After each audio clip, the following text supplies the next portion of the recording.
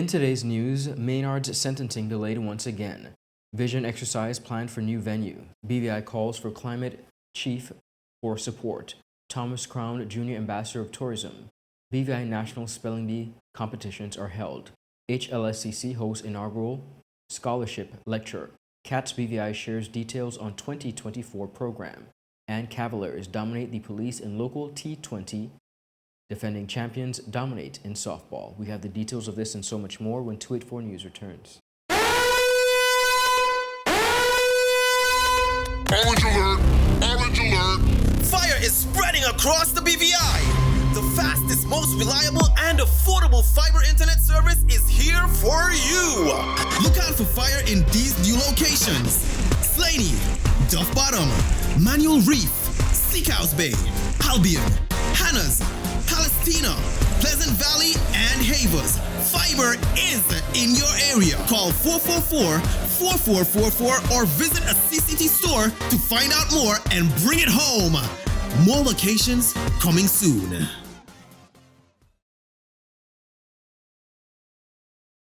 Rashford made it. Manchester United have come from behind to lead. At home or on the go, watch CCT Live. Download our app and carry your favorite TV shows, news, or live sports anywhere you go. Visit cctbvi.com/live, select your package, and tune in. Well, am I covered? Yeah, you're with CG. Remember when I was dabbling in knife-throwing bingo? Well, one night I won, but I also got a bullseye. No. In a beehive. I ran for hours. They caught me in the end, though. Anyway, I was covered, and I got to keep my trophy. Uh-oh. Best medical cover for the price. CG Insurance. Good like that. Hello everyone and welcome to this edition of 284 News. It is Friday, June 7th, 2024. I'm Ron Grant, bringing you the very latest out of Tortola in the Virgin Islands. Thank you so much for joining us, and a happy Friday is wished to each and every one of you. Beginning our newscast, the sentencing for Ovaline Maynard, former managing director of the BVI Ports Authority, has been pushed back once again, despite a previous announcement that prosecutors would not be granting any further extensions. The reasons for the additional delays has not been provided. However, Maynard's sentencing hearing is now reset for June 20th before Judge Kathleen Williams, the very same judge that will oversee the sentencing of former Premier Andrew Foy.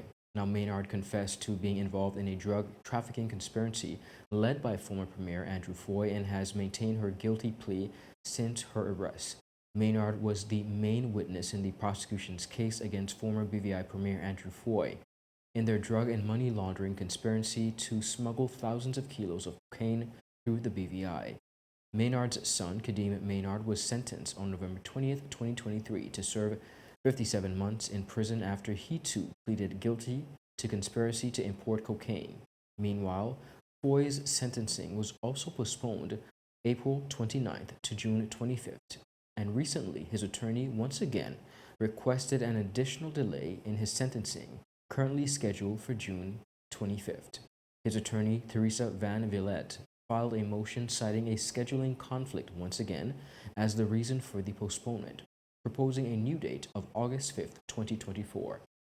Foy was arrested in April of 2022 and found guilty in February of 2024 on multiple charges, including conspiracy to import cocaine and money laundering. She stated that both the prosecution and Foy's co-counsel are available for this proposed sentencing date in August. The trial, of course, has garnered global attention as all continue to await the sentencing of both Foy and Maynard. We will continue to keep you posted as the details become available. With the successful conclusion of the 2024 Virgin Islands Music Festival, attention now turns to determining the future uses of the newly developed event venue site. Premier Dr. The Honorable Natalia D. Wheatley recently provided insights into the administration's next steps during a press conference. According to the Premier, a strategic visionary and exercise will be soon undertaken to thoroughly access the venue and determine how it can be utilized in alignment with ongoing efforts to enhance the territory's capital, Roe Town. He explained that the visioning process will be comprehensive, considering various factors and opportunities for revenue operation through hosting various events and activities. Event tourism is a powerful catalyst for growth and development. By leveraging the opportunities presented by increased foot traffic, enhanced visibility, and community engagement, small businesses can thrive from the economic and social impacts of such events. Moving forward, my government will implement a strategic visioning exercise to assess the venue space for the recently concluded Music Fest and how that can be fully capitalized on and how it fits into our efforts to improve our capital. When questioned by reporters, the Premier provided more details on what this strategic exercise will entail. Okay, when I said I'd be debriefing with the stakeholders, that's in reference to how the execution of the Virgin Islands Music Festival will be improved. But I also mentioned that we're going to have a visioning exercise. Now, this visioning exercise will include more than just that piece of property out there. It's really a visioning exercise for the improvement of Road Town. And there's some exciting initiatives that between myself and the Junior Minister for Culture and Tourism, we will be announcing as it pertains to making improvements to Road Town.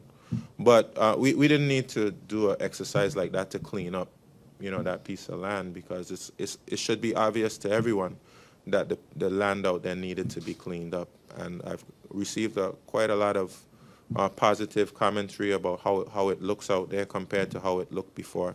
It was right in view of our cruise ship passengers. It's the first thing that they met when they came to the Virgin Islands. So I believe now it's a much more attractive site.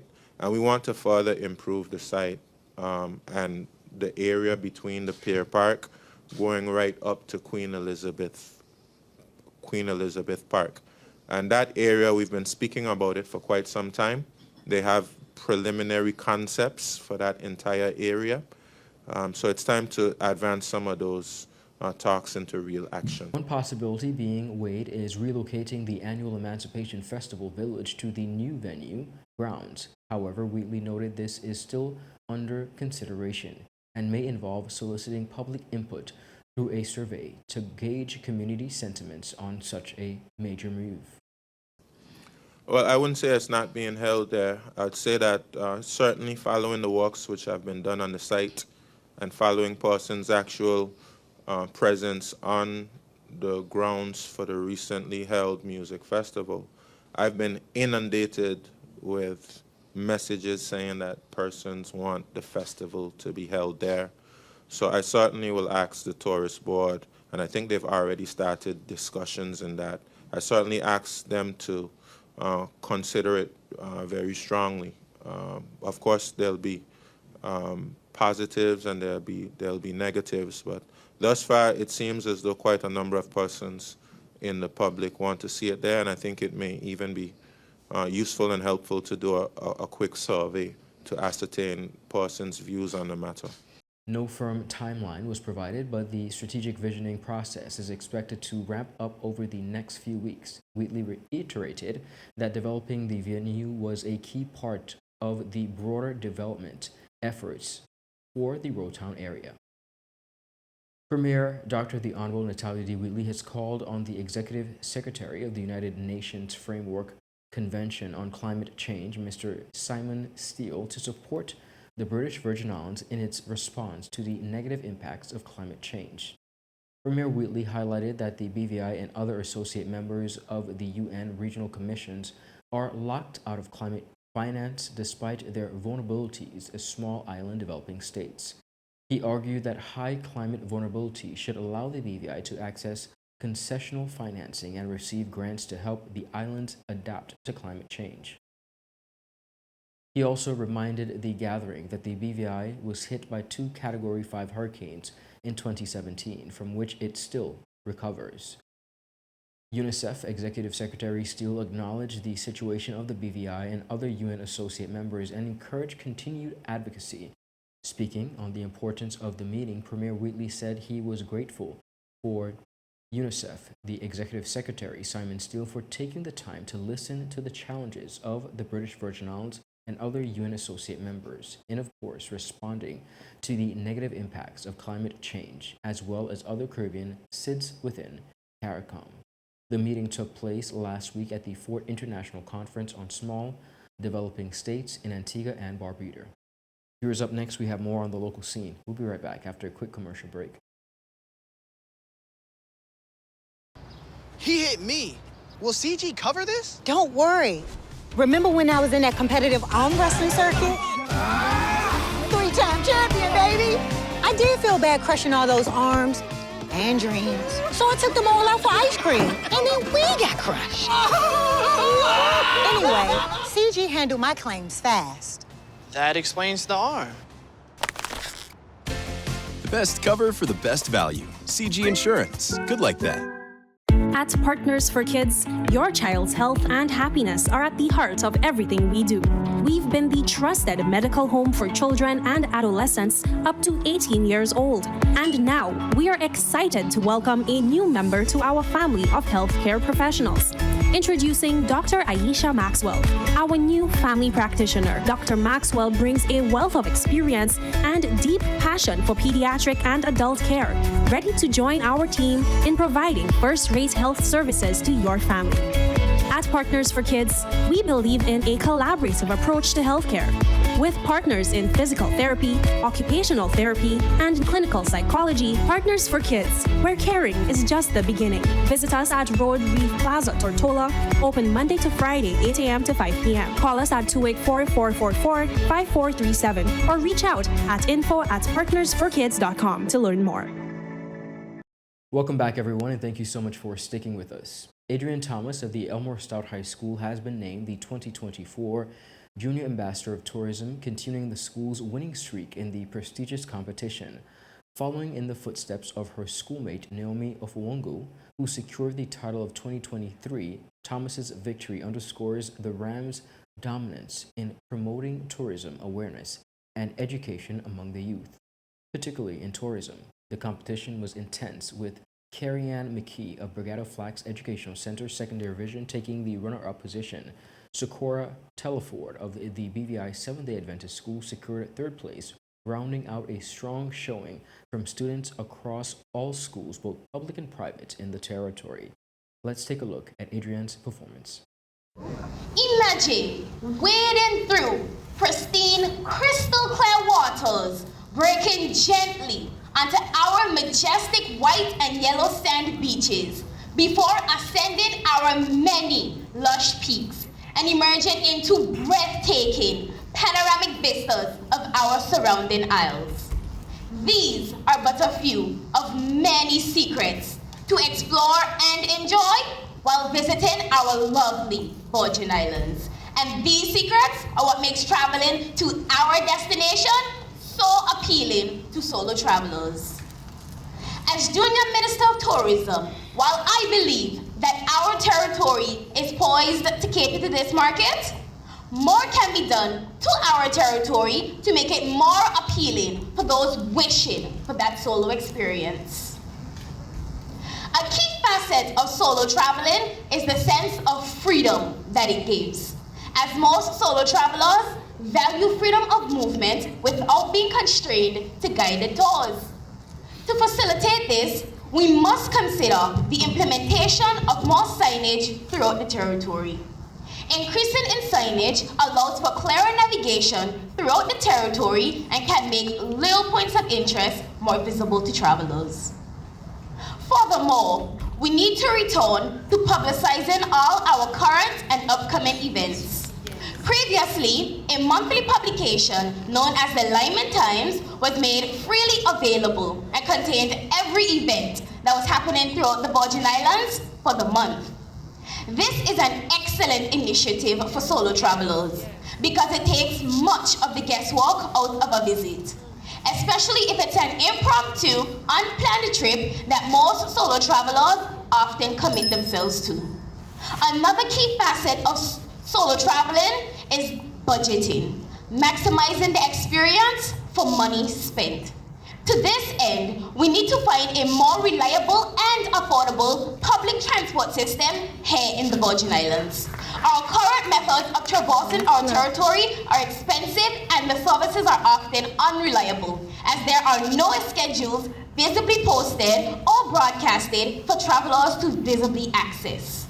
The creation of bus stops, routes, clearly demarcated buses, and fixed affordable rates for travel can not only make it easier for tourists to explore, but also locals.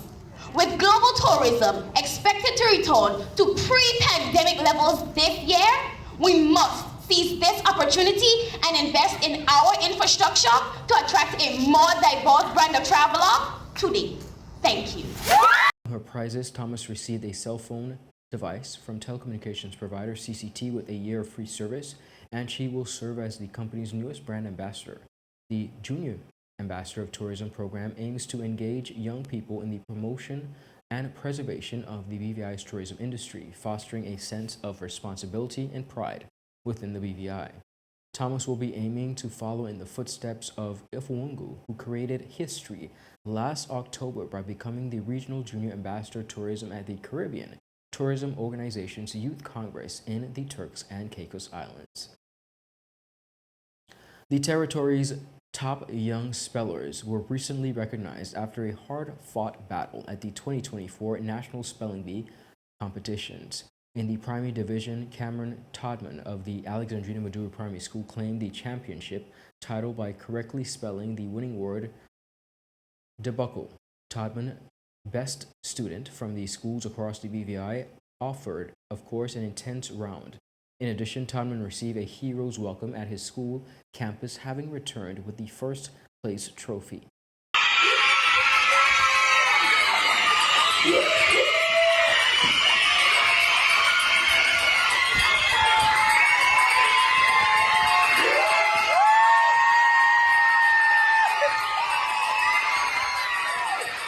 Secondary division competition was equally as competitive, with Lennox Clancy of the Sydney Center for Excellence emerging victorious.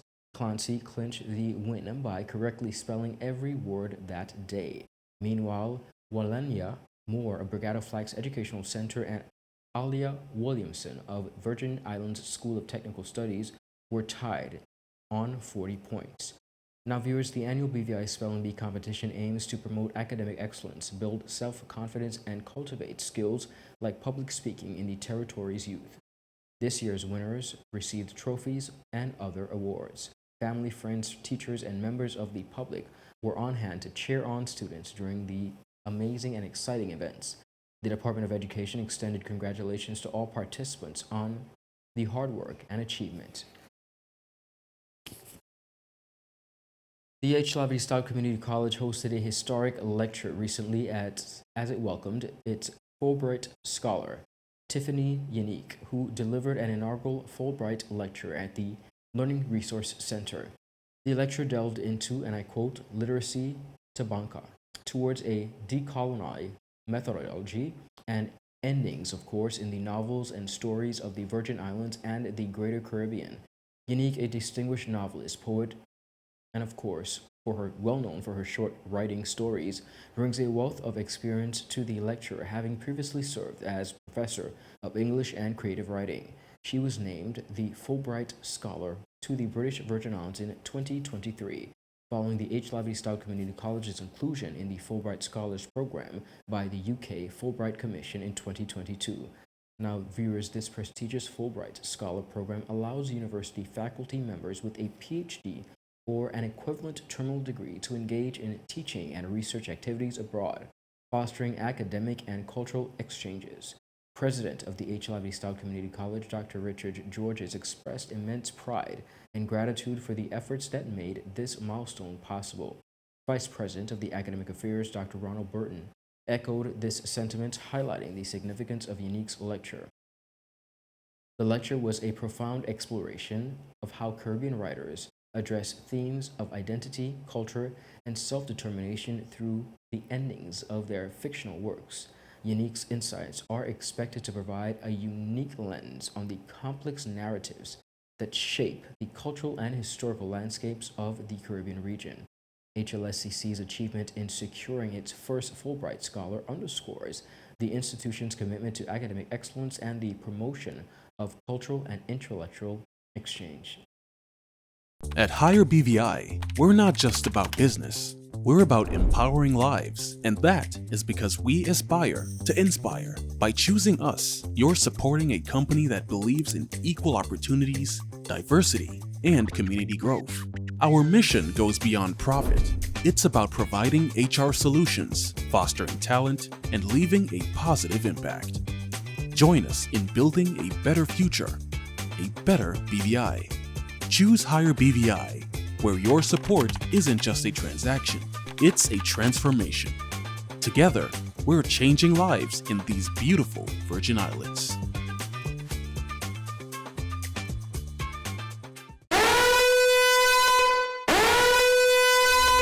Orange alert! Orange alert! Fire is spreading across the BVI. The fastest, most reliable, and affordable fiber internet service is here for you. Look out for fire in these new locations: Slaney, Duff Bottom, Manual Reef, Steakhouse Bay, Albion, Hannah's, Palestina, Pleasant Valley, and Havers. Fiber is in your area. Call 444-4444 or visit a CCT store to find out more and bring it home. More locations coming soon.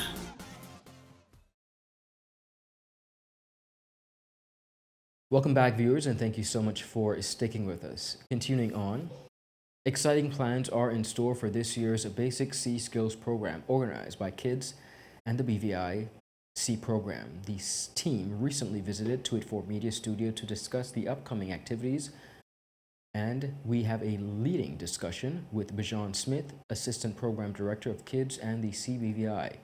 Now, a key first step is the mandatory swim test, which will be held for free this Saturday, June 8th from 3 to 5 p.m. at King Garden Bay. The BVI Swim School instructors and kids and the C's captains in training volunteers will be on land, of course, to consider the registration and, of course, assess the new students. Once swim abilities are evaluated, the real learning begins. The comprehensive curriculum covers everything from kayaking and snorkeling to sailing basics, marine life education, and coastal cleanups. Hands-on activities allow students to directly experience the joy of being on the water, particularly in the British Virgin Islands. This year, because we have so many students that want to return, we introduced an advanced program. So therefore, we turned it up a notch. We made it a little bit more challenging, but we are still welcoming new students. You can look out for the flyers on Facebook page. We are still accepting applications. And also we have a mandatory swim test this Saturday on June 8th at King Garden Bay in front of Ramos. You can still apply online, or you can shop in person, and we get everything sorted there. Of course, and they can't miss you if you're in those bright green shirts out in the sun on Saturday. At all. Just look for the green shirts and the little kids running around. Smith provided insight into the packed itinerary that awaits participants, which continues to evolve and improve as the popular program grows each year. Now, I have the list of activities here, and it's a really packed activity list for the kids this year. Yeah. Basic boating skills, rowing, knots. I mean, it's so easy to forget how to do your knots when you're not practicing all the time. Especially when you're not practicing, right? Mangrove conservation education, kayaking in the mangroves, sailing, boat safety, and snorkeling. So it's very easy to understand why students would want to come back every year. So the addition of the advanced program allows CATS to cater to new students, but also keep developing the skills of the students from the previous years. Yes. And with the advanced, we have another program set up for CITs. It's called Captains in Trainings. These are the kids that are very interested in being a captain in the future. And we keep them engaged, whatever marine exercise comes around, which is the sailing school along Nanny Key.